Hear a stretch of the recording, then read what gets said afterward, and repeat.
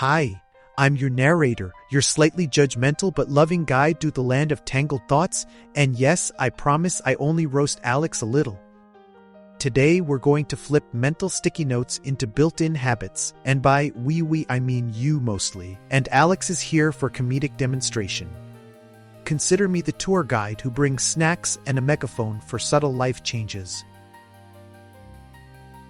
Beliefs are like sticky notes, someone slapped on your brain decades ago and you never removed, except the glue is invisible and somehow stronger than your willpower. I watch Alex whenever he tries a new habit. He treats a belief like an unerasable memo and then wonders why he's not skateboarding down Productivity Mountain. We're going to peel those notes off gently, then plant something useful in their place. We'll tackle 7 sneaky beliefs that kill momentum. I'm not disciplined. I need motivation. I'm too busy. I'll start tomorrow. I'm not good enough. I need perfection. And if I fail, I'm a failure. I narrate like a slightly caffeinated detective as Alex flails, because he's the living, breathing example of every one of these, adorable, well-meaning, and occasionally dramatic. Stick with me. Each belief becomes a habit, not a heartbreak. Motivation is like weather, unpredictable and sometimes dramatic. Trust me, Alex checked the forecast and blamed it for skipping a workout. Habits are umbrellas you carry so you don't get soaked when the motivation storm hits. They're tiny autopilot actions that make consistency boringly inevitable. We'll teach Alex to build umbrellas he actually likes, preferably ones that fold with flair. The plan. Identify a limiting belief, flip it with a tiny habit, anchor it to a cue, practice for 1 minute and celebrate. Yes, celebration is part of the science. Alex and I will test each flip with micro tasks he can do daily in under 5 minutes. Because if it's longer than his attention span and a snack break, he renegotiates the contract with laziness. Think of this as a 7-step lab experiment with snacks. Full disclosure. Alex will provide dramatic flair, sudden epiphanies, and at least one heroic hesitation. His internal monologues are Oscar-worthy. I narrate his inner spectacle with compassion and a little popcorn-scented amusement, because watching habits form is oddly satisfying when you're not on stage being judged by your past self. Let's get to work, and yes, Alex, that means move the socks off the chair.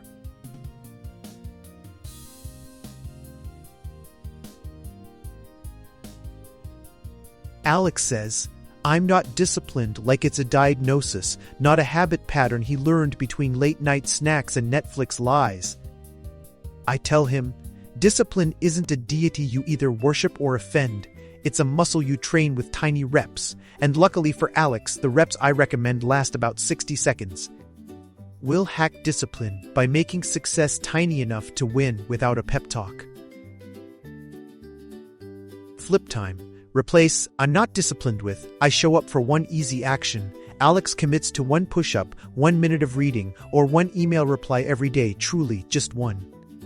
I promise you this, the first day is awkward, day 3 is slightly smug, and by day 14, Alex has a habit skeleton he can dress in ambition whenever he wants. We anchor the tiny habit to a daily cue, morning coffee, zipper up, or the cursed notifications clear, and reward it immediately. A tiny fist pump, a sticker, or 5 seconds of smug satisfaction. Alex likes pomp, so his reward is a theatrical bow to his cat, who's indifferent. The point is immediate feedback. Your brain likes applause, even if it's self-administered and slightly theatrical. Alex swears he needs motivation. He waits as if motivation were a pizza delivery app that occasionally shows up with extra toppings. I tell him motivation is unpredictable, so we build processes that don't require permission. He learns to use if-then plans like a tiny habit parachute. If coffee is poured, then read 1 page. If shoelace is tied, then step outside for 60 seconds. Flip it. Swap I need motivation. For I have systems that run without drama. Alex builds 2-minute rituals that are boring enough to do on autopilot, but meaningful enough to slowly compound. I tease him.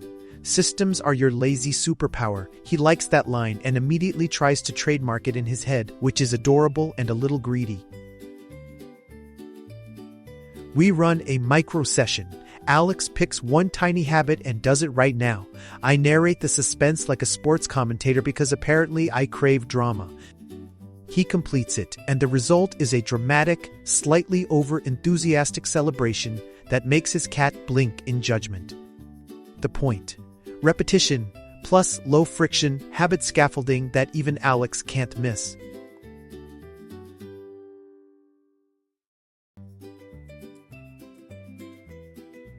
Alex uses "I'm too busy" the way some people use "bless you" after a sneeze, reflexive and mostly unexamined.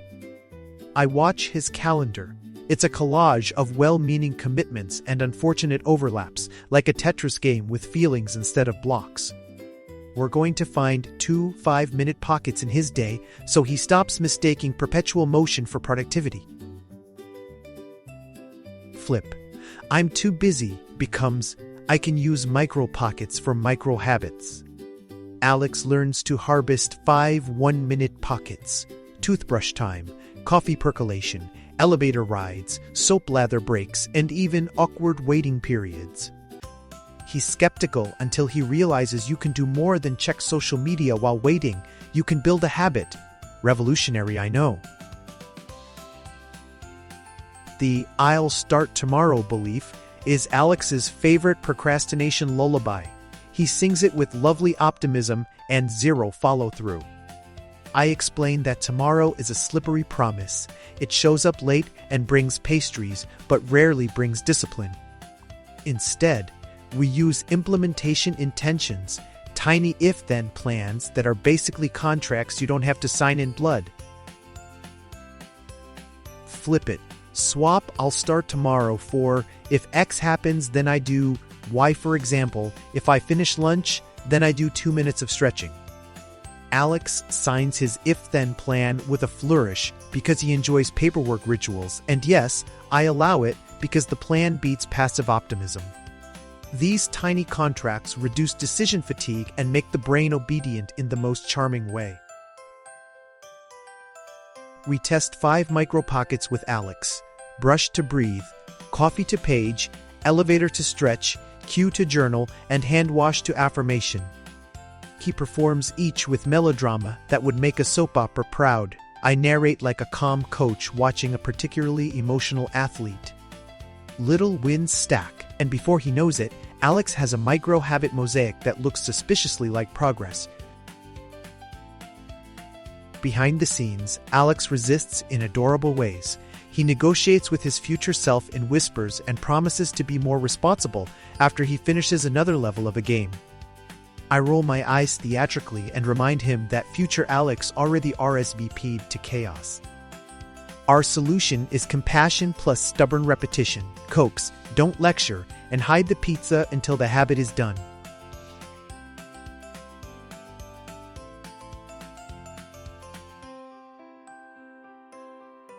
Alex's "I'm not good enough" line is delivered with tragic flair, as if auditioning for a melodrama about missed single reps. I remind him, and you, that competence is built by action, not by waiting for confidence to show up with a parade. This belief is sticky because it attacks identity, so the flip must be identity level. I am the type of person who... Flip, change. I'm not good enough to. I'm the type of person who practices even a little daily. Alex tests this by introducing identity statements. I am a reader becomes true after he reads 1 page daily. Identity habits are sneaky. They don't beg for applause. They quietly alter how you see yourself, and then your behavior follows. It's like wardrobe change for the soul. We frame practice as proof. Do the habit, gather evidence, update identity, repeat. Alex keeps a tiny evidence log, 1 line per day, which he treats like a treasure map of tiny victories. I narrate his joy when the log fills up, which is adorable and also scientifically sound. Evidence beats doubt faster than motivational speeches do. Practice. Alex commits to the identity minute, 60 seconds where he acts like the person he wants to be, reads, stretches, codes, writes, or breathes respectfully. It sounds trivial until you do it daily and realize identity is just repeated behavior with better branding. I narrate the scene like a director of ceremonies because someone needs to hand out imaginary medals. We also reframe failure as data. When Alex flubs a habit, it's not indictment, it's information. I narrate the post-mistake debrief like a scientist and a supportive friend rolled into one. We ask, what changed? What can be simplified? Alex responds best to practical curiosity, followed by snacks and a mildly enthusiastic high five. Finally, we lock the identity with a celebration ritual, a small, repeatable reward like a 2-second pulse of joy, a sticker, or a whispered well done. Alex prefers a little victory dance that looks like interpretive flailing, which I allow because it's effective and entertaining. These rituals anchor identity change with joy, and joy is very sticky.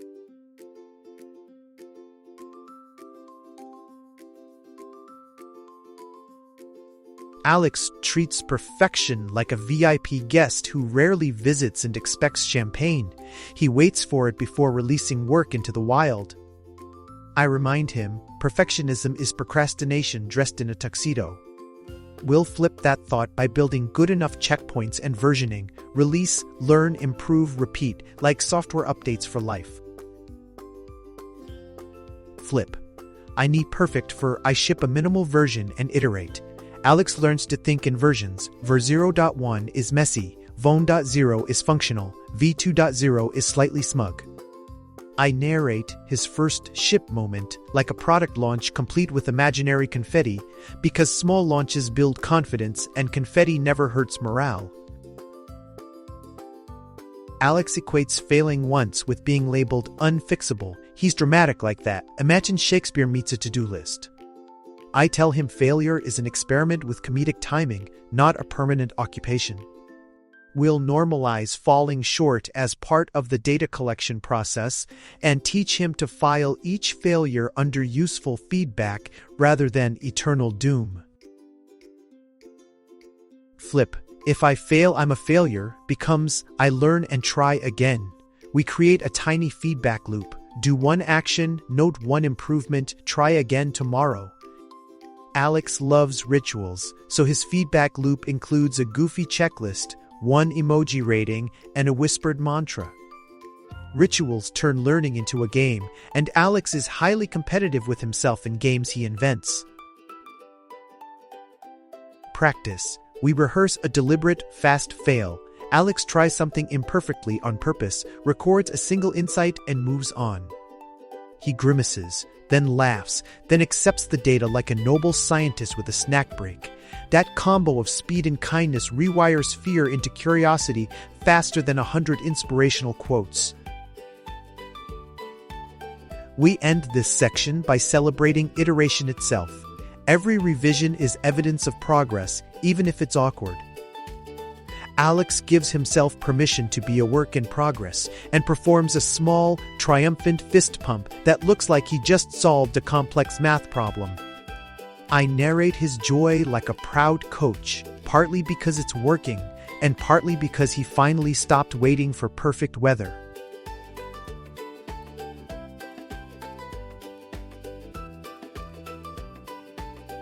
Here's the daily reset routine you can do in 5 minutes to flip beliefs into habits. Cue, 1-minute habit, evidence log, micro-celebration, and quick reflection. I guide Alex through it every morning because he likes structure and also because I enjoy being useful. It's short, portable, and Sunday-proof, meaning it survives weekends and late-night pizza commitments. Step 1. Pick one reliable cue, coffee, toothbrush, or the sound of your phone alarm, and set up the tiny habit so there's near zero friction. Alex places the book on his pillow, and the resistance melts like butter because apparently he likes theatrical staging. Setup is the habit equivalent of laying out your socks the night before. It reduces excuses dramatically. Step 2. Do the 1-minute habit. Yes, only 1 minute. Read 1 paragraph, plank for 30 seconds, jot 1 sentence. Alex treats the minute like a countdown in a heist movie, and I narrate with mock suspense because every tiny habit feels like a daring escape when you're starting out. The trick: consistency beats intensity every time. Step 3. Write 1 line of evidence, a sentence, a tick mark, or an emoji that confirms you did the habit. Alex loves stickers, so he uses a smiley face, which counts as science in my book. The evidence log is tiny but powerful. It creates lineage for the identity you're building and makes it harder for doubt to lie to you. Step 4. Celebrate for 2 seconds. Do a tiny fist pump, say nice, or smile in the mirror like you just beat level 1 of life. Alex performs a celebratory shimmy that looks like interpretive coffee appreciation, and I narrate appreciatively because celebrations program reward centers faster than motivational speeches. Keep it brief and repeatable. Step 5. 1 quick reflection. What worked and what tiny tweak next time? Alex answers with brutal honesty and a dash of self-deprecating humor, which is both endearing and useful. This last step closes the loop. Tiny action, tiny evidence, tiny celebration, tiny tweak, habit compounding disguised as a 5-minute ritual.